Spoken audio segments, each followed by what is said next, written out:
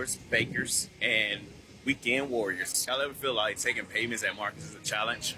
Today I want to come to you with 3 secrets that can help you boost your sales, get a new customer base, and streamline the process of accepting payments all at once. Today, we're going to be using Square. Let's talk about these basics. Some people don't even know what Square is. And Square is a payment processor. Of course, we all know that. But then it's like, why should we use Square over everything else that's out there? Well, perhaps you probably heard the nightmares about Square and was like, man, I'm not using Square. And let me tell you, it's all true. Everyone has their own experience with all these payment processors. So regardless of what you choose to use, you gotta have backup systems installed. How do we do that? Let's get set up. First things first, we're gonna download the Square app. You can do so from your Apple Store or your Play Store. It depends on you. Put it on your phone or your tablet. I have it on all my devices. That's phones and tablets.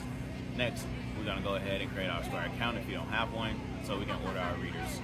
We're gonna get the MK2 reader. That's the one that you can insert the card as well as tap and accept all tap forms of payment like Apple Pay, Google Pay, Samsung Pay, etc. Next, we're gonna take photos of all our products, and then we're gonna insert them into the Square app and organize everything. This is over into the mobile view. This is going to be from your iOS phones or your Android phone. So you can follow along after you set up your Square account, or if you're already ready to go and you just don't have any items in, follow along from this point on. We're going to create a couple items. First thing I'm going to do is that I'm going to long press one of the empty blocks that allows me to come into my options window. And from here, I can create my item. Now, when I get ready to create my item, we're going to come back to this, but I can start adding anything. For right now, let's just say if you did take a couple pictures or you already added your inventory, we can select one of those items and we can put it in that empty box. And for me, I don't want that item to be there. So I'm going to long press it again. And I'm just going to hit the X icon once it appears, and it's going to remove that item.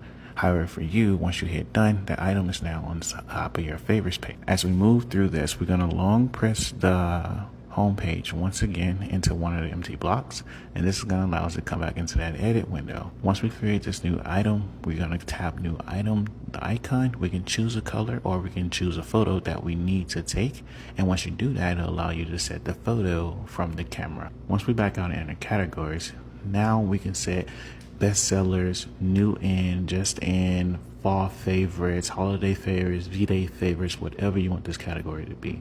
As we move down, we can see our price. Remember that inside your price, you have to account for all your materials and goods used. Let's just say if we wanted to create a discount.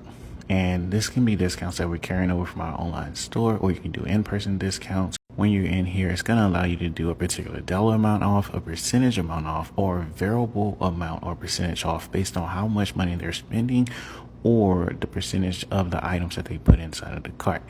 Alright, so since I use some of the restaurant features, I can swipe up here near no sale.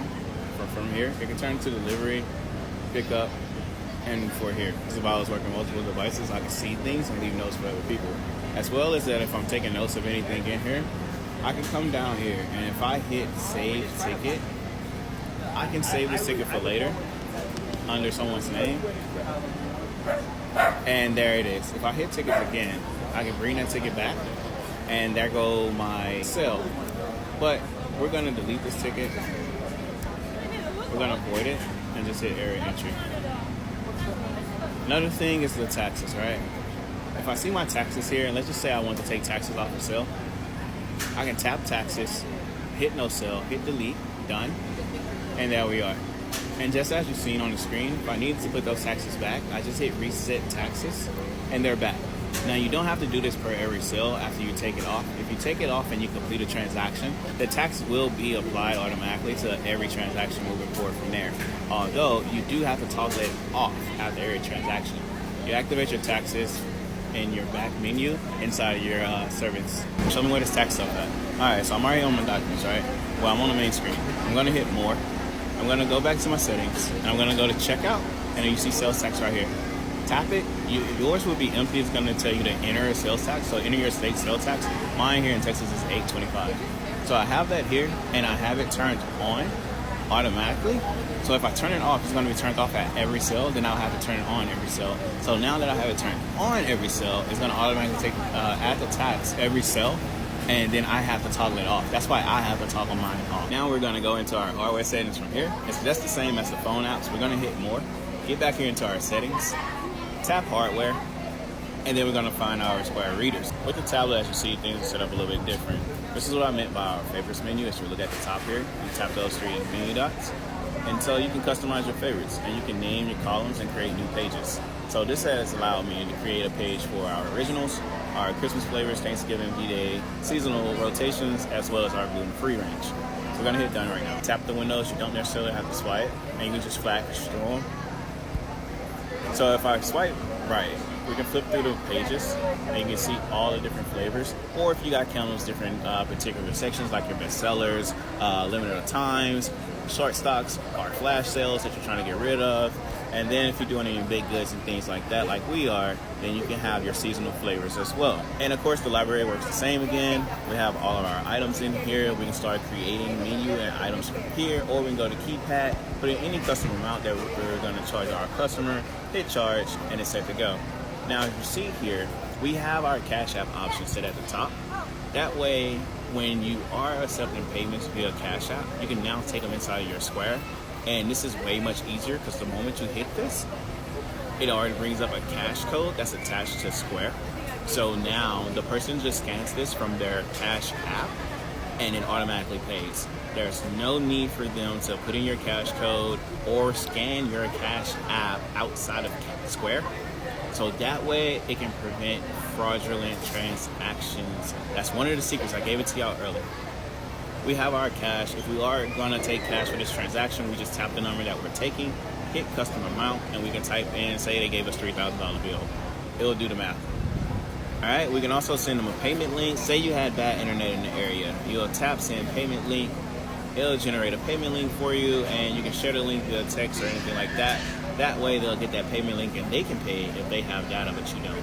So if you have the MK2 reader, as we were discussing earlier, this one right here, you see that you can insert the cards here with the EMV chip, or you can just tap it. It'll take the NFC transfers from wallets, as well as cards and watches. What if you don't have Wi-Fi or the Wi-Fi goes out and there's too many people on the Wi-Fi?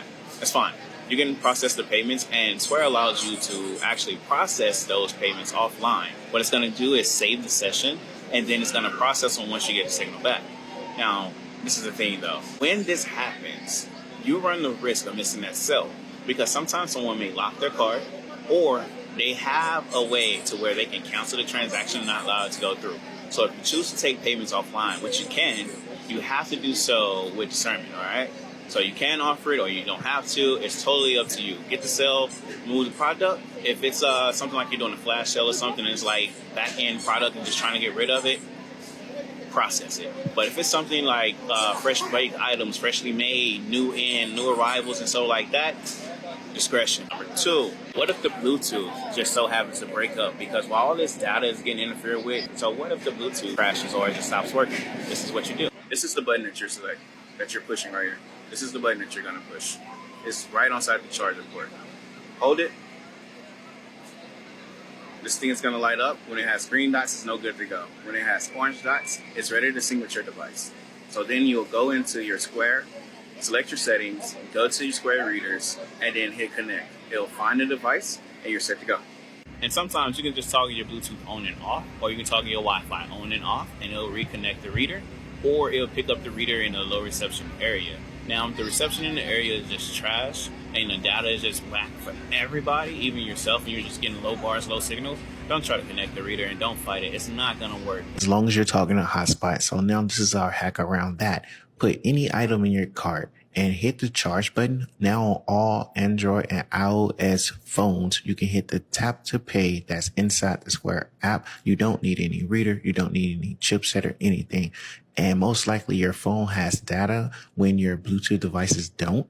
However, this is why I said get an external Bluetooth device because the cellular towers prioritize those over your mobile hotspot. We are here at the end, y'all.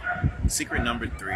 Now, if y'all were listening earlier, y'all would have heard me say that we do not use Square for our online website. I think it is the most clunkish, confusing thing we use for our website, Shopify. And you probably are like, I tried Shopify. It's too much. I don't know what to do. I can help you with that too. We use Shopify for our online and processing the sales. And then for our processing POS inside the field, we use Square. We use the Square because it's a direct checkout. It gives us quick access to our cash, faster than what Shopify does. It's pretty much same day deposits if we need it. and it's more ACH transfers. Whereas the Shopify takes about a week to give us our money, and that's even using the POS.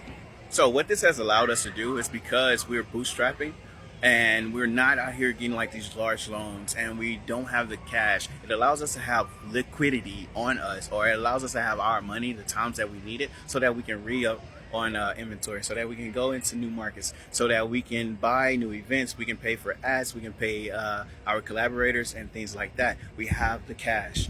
Whereas with Shopify, if we were using its POS, we would have had to wait for the 2-day payouts or the weekly payout, whatever it might be, for whatever option that we had set up. The reason that we also use this combination is because it allows us to actually create loyalty customer segmentation. So after we activate those customers, we have to segment them so that we know what type of advertising and things that we're sending them.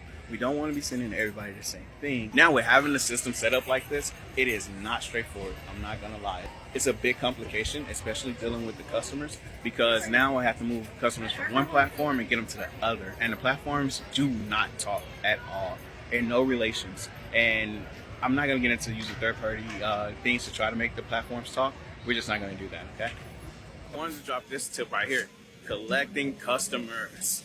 So it's so unique that today, Moss by Messi, that's right, Messi, has a hydration drink. They're collecting signups on point, and that was literally my tip, is that you can collect signups, tap to collect, or scan QR code to collect. It goes to a particular landing page. They go to the landing page, you give them the sample that you have, or you give them that free item that you have just by them signing up. What that did for you is that you gained a customer. This also works that if you want someone to follow you on TikTok, YouTube, Instagram, Facebook, wherever, you have them go through the flow, go to the landing page to have them do all of these things that prompts them. And once they complete that, you give them the item. You now just have a new customer. Now, if y'all need help setting up something like that, just go ahead and check out the description below and we'll take care of you. It's gonna be the link that's on side of customer activation, all right? Square allows us to have two-way communication with our customers, but we have to pay $39 a month for that. So inside of Shopify, we use an app called Postscript. We also have to pay for this as long as we're spending at least $25 a month with them. So it's kind of like paying for it, but it's not the $39 a month. That's actually just going to come out of billing on top of billing and on top of billing. So we don't want to do that. With Postscript, we are paying per text message up to $25 a month, and anything else that goes past it. But we're allowed to use two-way communication. So if a customer is replying to us, we can actually text them whatever we want. But if you mix all these steps together, y'all are set to go. Be sure that you hit that subscribe button and the notification bell to tap into more of these market tips. And let me know below what was your favorite hack, or just a favorite part that you didn't know. If you got any more questions, drop them in the comments. I'll be sure to follow up with you. Other than that, y'all be beautiful. Enjoy the water. Peace.